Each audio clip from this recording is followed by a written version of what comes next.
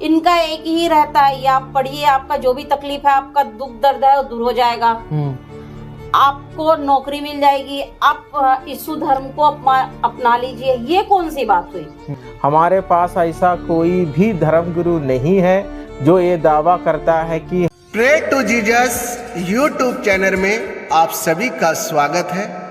Video को like और share करें, बेल को दबाकर चैनल को सब्सक्राइब करें ताकि सबसे पहले वीडियो आपके पास पहुंचे। God bless you. है जो धर्मांतरण के मामले में काफी ज्यादा चर्चे में रहे, ज्योति शर्मा, छत्तीसगढ़ बजरंग दल की मेंबर्स ये हैं, और इनसे आज हम लोग जानते हैं वो पक्ष विपक्ष जो मैंने आपको इससे पहले बताया था। तो सबसे पहला सवाल आपसे रहेगा, धर्मांतरण के विषय में आपका इतना सक्रिय होना ये कितना सही है संवैधानिक स्थिति पर?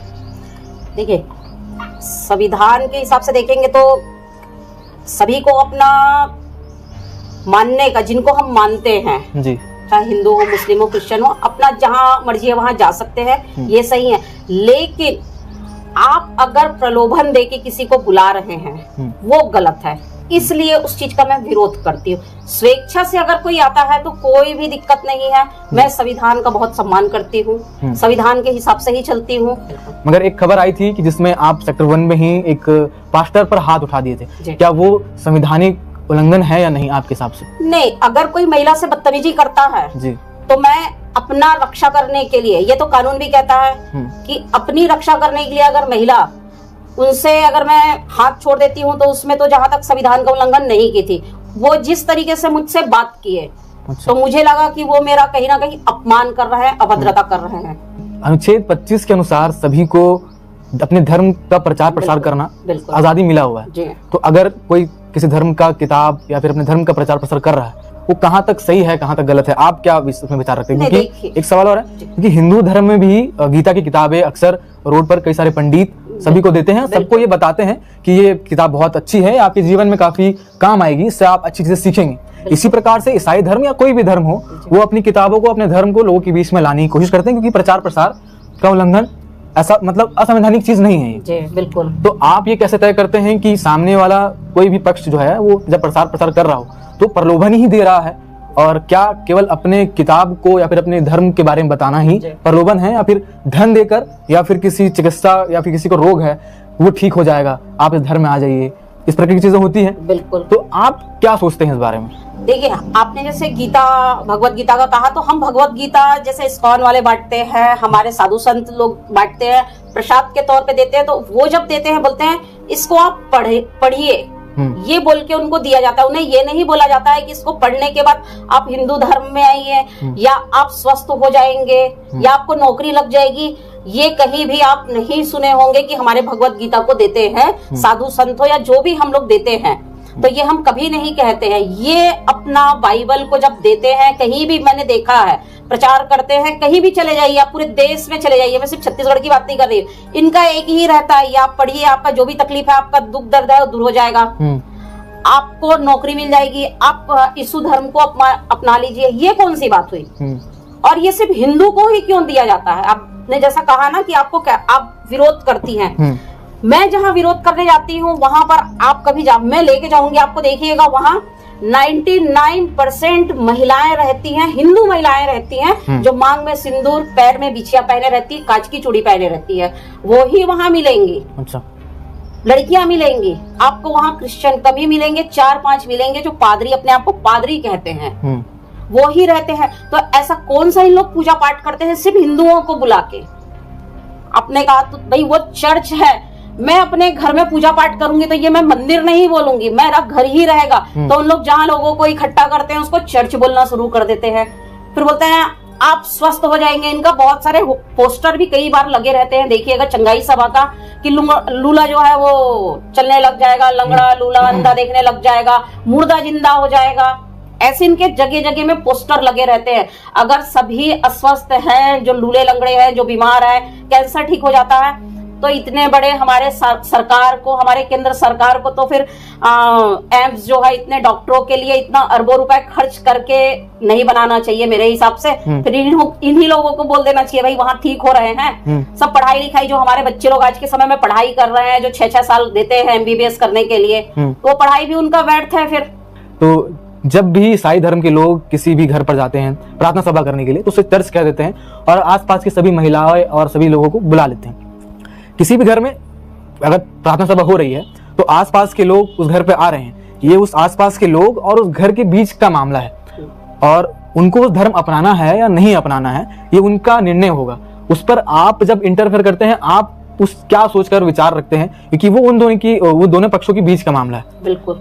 अगर वहां पर जबरन धर्मांतरण होता, आपको वहां से कॉल आता कि यहाँ पर जबरन धर्मांतरण किया जा रहा है, आप वहां पर पहुंचते, तब आपकी जो कही बातें हैं वो सरासर सही होती। मगर जिस घर में प्रार्थना सभा हो रही है वहां पर लोग पहुंचे हुए हैं और अपनी मर्जी से पहुंचे हैं, वो क्या लगता है आप वो आपको गलत लगता है या सही लगता है? सबसे पहले तो वहां पर कुछ लोग हैं जो जबरदस्ती दबाव पूर्ण उनको बुलाया जाता है। अच्छा। हमको कहीं ना कहीं से सूचना दिया जाता है वहां पर हो रहा है तभी हम जाते हैं। मैं इंसान हूँ, भगवान नहीं हूँ जो मुझे हर जगह का पता रहेगा कि वहां हो रहा है। हमें सूचना दिया जाता है, जिस मोहल्ले में हम जाते हैं मोहल्ले वाले हमें बताते हैं कि यहाँ पर इकट्ठे हो रहे हैं, यहाँ पर धर्मांतरण का, यहाँ पर लालच देकर लोगों को बुलाते हैं, ऑटो में भर भर के लाते हैं, खाना बनता है, फिर इनको अंदर में ये बोला जाता है। अच्छा। तब हम वहां जाकर के विरोध करते हैं। क्या कारण लगता है आपको कि हिंदू धर्म के लोग उनके बताई हुई चीजों पे कैसे आ जाते हैं, क्यों आ जाते हैं हिंदू धर्म के लोग? आपको क्या लगता है क्या कारण है? नहीं, कारण देखिए क्या होता है ना, मनुष्य है तो हर किसी को कुछ ना कुछ तकलीफ रहता है, शारीरिक, आर्थिक, शिक्षा, मतलब जो भी है। तो खासतौर से महिलाएं जो है भावुक होती हैं, कमजोर होती हैं। उनको लगता है अरे वहां जाने से बहुत अच्छा लगता है, 4 लोग अगर बता दिए तो उनका चलो जाके तो देख ले, बैठ के देख ले। वो देखने के चक्कर में उनमें फंस जाती है, उनकी बातों में। वो आप जब से सक्रिय हैं, कितने लोगों ने धर्मांतरण या फिर धर्म परिवर्तन के लिए हिंदू लोग जा चुके हैं और घर वापसी कर चुके हैं? दोनों के जो आंकड़े हैं आपका अनुमानित क्या है? देखिए, जा चुके हैं उनका तो मैं आंकड़ा नहीं बता सकती। घर वापसी का आंकड़ा जैसे प्रबल प्रताप भाई है वो घर वापसी करवाते हैं। हमारे हम लोग रतन भाई जो छत्तीसगढ़ बजरंग दल है वो हम लोग हर जिले में जाकर के घर वापसी करवाते हैं। तो ये लगभग अगर सभी को हम देखें तो 1 साल में हम लोग 20 से 30 हजार परिवार, व्यक्ति नहीं, मैं परिवार बता रही, परिवार को हम लोग करवा चुके हैं घर वापसी। हाँ, साल में करवा लेते हैं हम लोग। हर साल इतने आंकड़े होते हैं? जी हाँ, इतने आंकड़े होते हैं। तो जितने भी पास्टर्स हैं उनका ये कहना है कि वो धर्मांतरण जो है कभी प्रलोभन देके नहीं किए हैं। आप जब भी कहीं गए हैं वहां पर धन का आदान प्रदान इस सारी चीजें होते हुए देखा है कभी आपने? मेरे सामने पैसे ऐसे देते हुए नहीं दिखे, लेकिन जहां पर जाते हैं तो इनके डायरी और रजिस्टर जहां जहां केस बने हैं, जहां जहां पुलिस पहुंची है, सभी थानों में जमा है। अच्छा। उसमें लोन के नाम से दिया गया है। रामबाई साहू, श्याम कुमार, ऐसे करके 5,000, 2,000, 7,000। तो ये लोन किस चीज का लोन दे रहे हैं वो? और इनके हर, जिनको इन लोग घर को चर्च बोलते हैं, वहां आपको ऐसे रजिस्टर मिलेंगे ही मिलेंगे। आप जाएंगे तो देखिएगा वहां पर। आप धर्मांतर पर लगातार काम कर रहे हैं और ईसाई धर्म के लोग लगातार आप पर आरोप लगाते हैं कि आपके जो दावे हैं वो सरासर गलत है, कि हम, उनका ऐसा कहना है कि हम ना ही किसी को प्रलोभन देते हैं, ना ही किसी धन, ना ही किसी रोग से मुक्त करने का कोई भी बात कहते हैं। जिसको अपने हमारे धर्म में आना है वो आसानी से आता है, हमारे तरफ से कोई जोर जबरदस्ती नहीं है। और वो ये भी कहते हैं कि आपके दावे सरासर गलत है और आप पर कई प्रकार के मुकदमे, कई प्रकार के आरोप भी लगाए गए। उस पर क्या आप रखना चाहेंगे बातचीत? देखिए, मुकदमे और आरोप, जितने आरोप लगाए हैं सभी गलत है। मैं तो सबसे पहला चीज कहना चाहूंगी कि जिसको इन लोग चर्च कहते हैं वो चर्च नहीं है, घर है। सभी वहां पर हमने थानों में और इसमें चर्च, मंदिर, मस्जिद, दरगाह जो है वहां पर चिन्हित होता है। तो क्या आप लोग जहां बैठते हैं वो चर्च है क्या? शासन के रिकॉर्ड में ये आप लोग खुद देख लीजिएगा।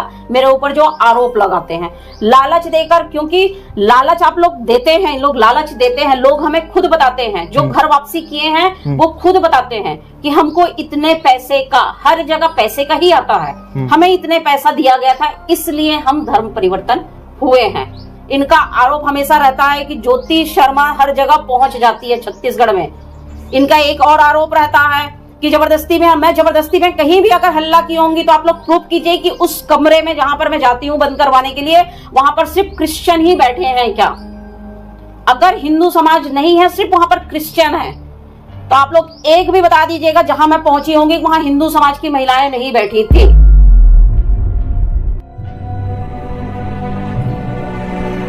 है दुर्ग जिले में, इनसे जानते हैं कि धर्मांतरण को लेकर जो लगातार चर्चा चल रहा है कि धर्मांतरण जबरन किया जाता है, ये सब विषय को काफी वर्षों से आप भी देख रहे होंगे और अभी हाल ही में जो धरना प्रदर्शन किया गया वो सारे विषयों पर आप क्या कहना चाहते हैं धर्मांतरण कि विगत कुछ सालों से मसीह समाज के ऊपर ये आरोप लगाया जा रहा है, मगर अभी तक हमारे सामने एक ठोस सबूत नहीं आया है कि हमारे संस्थाओं के द्वारा या हमारा कोई चर्चेस के द्वारा किसी को दबाव या प्रलोभन के द्वारा धर्मांतरण किया है। ऐसा कोई सबूत अभी तक नहीं आया है।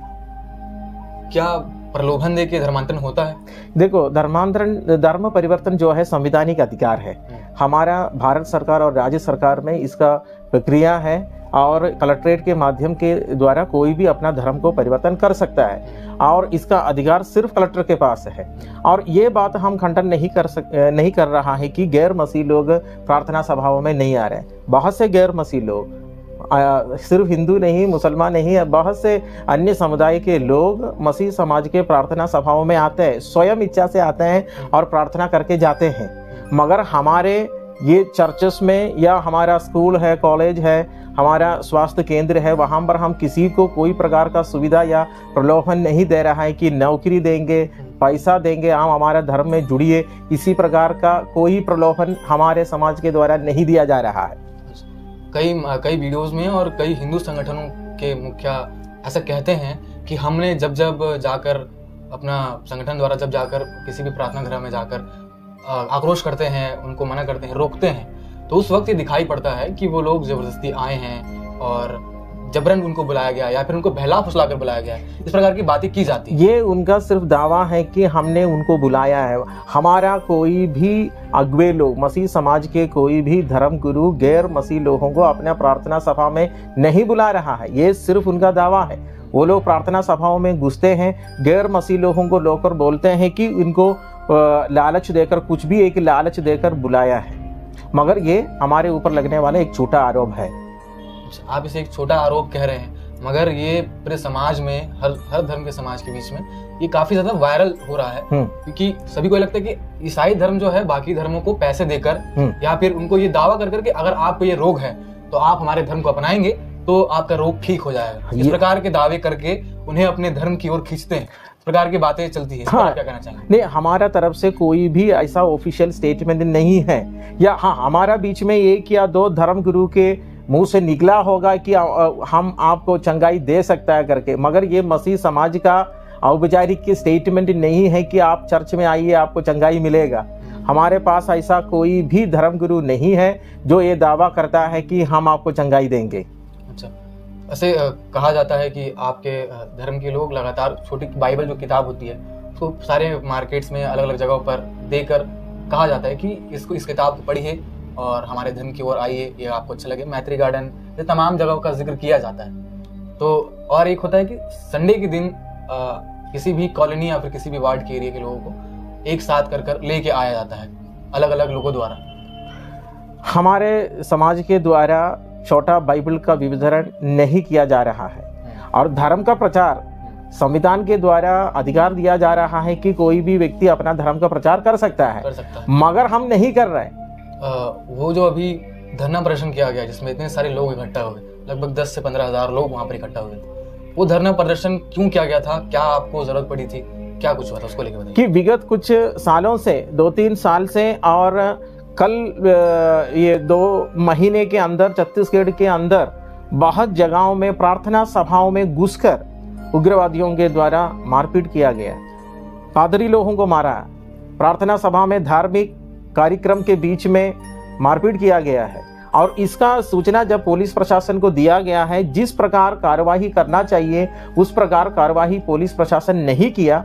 इसलिए कल के दिन हमारा एक जवानों का एक संगठन ने एक दिन का धरना का आह्वान किया था रायपुर में और वो सफलता के साथ धरना किया गया।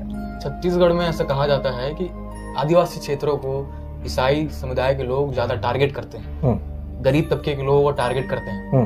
नारायणपुर, सूरजपुर, बस्तर, तमाम जगहों का नाम और कई सारी संख्याओं का जिक्र किया जाता है और ये आरोप लगाया जाता है आप लोगों पर। इस सब चीजों पे क्या कहें? बस्तर और सरगुजा में ईसाई धर्म को मानने वाले लोगों का संख्या बड़ा है और ये कोई दबाव या प्रलोभन के द्वारा नहीं है। लोग स्वयं चर्च में आकर बाइबल खरीद कर ले जाते हैं, अपने घरों में बाइबल पढ़ते हैं, टीवी और रेडियो के माध्यम से वो लोग प्रवचन सुनते हैं और वो लोग बाइबल पढ़कर प्रार्थना करते हैं।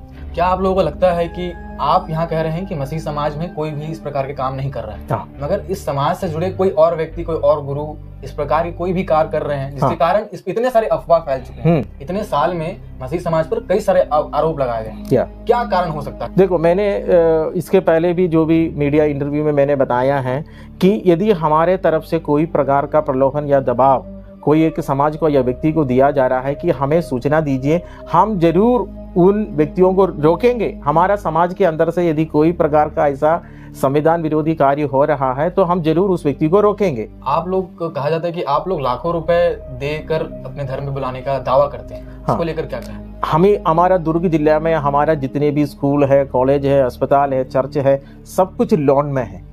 हमारा जितने भी संस्थाएं हैं सब कुछ लोन में चल रहा है, तो हम कैसे बाहर पैसा बांटेंगे?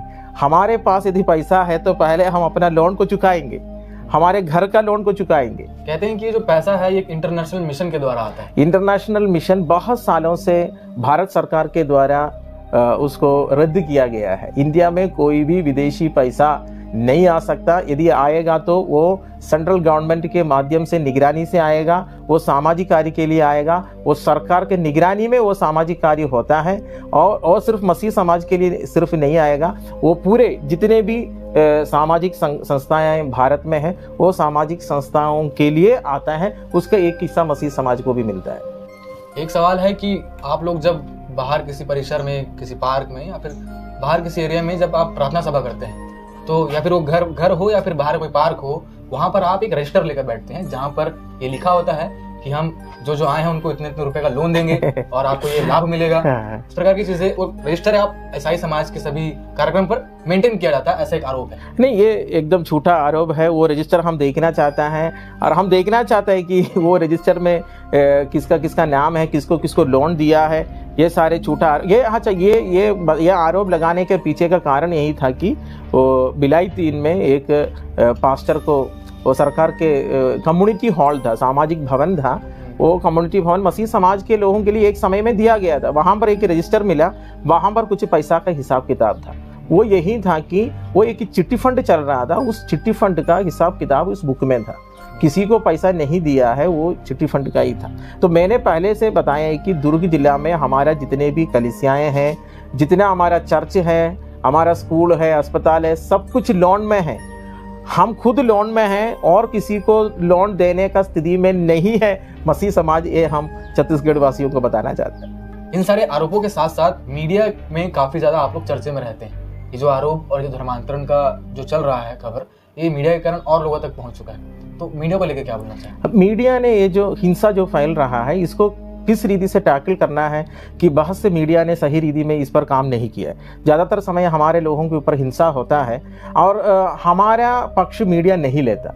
जो मारा है उन्हीं का मुंह से जो आया है वही मीडिया चलाते हैं और जो मार खाया है उनसे एक शब्द भी मीडिया नहीं लेता। इसलिए गलत फहमियाँ जो है समाज में मीडिया के द्वारा ज़्यादा चलते हैं। तो और यदि हमारा बात भी सुनेंगे और हमारे साथ जो सच्चाइयों को बाहर लाएंगे तो हिंसा को रोकने में और गलत फहमियों को दूर करने में बड़ा सहायता होगा।